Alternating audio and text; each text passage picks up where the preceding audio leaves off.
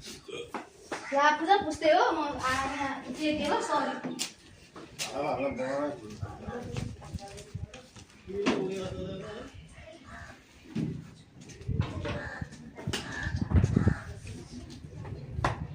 ए दिदी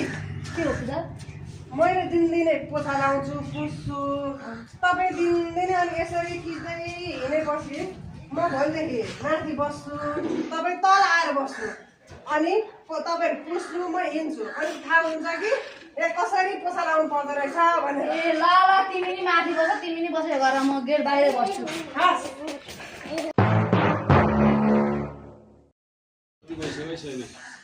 ला पूजा पुस्दै हो म आएँ सरी ल त्यो एकछिन म गइहाल्छु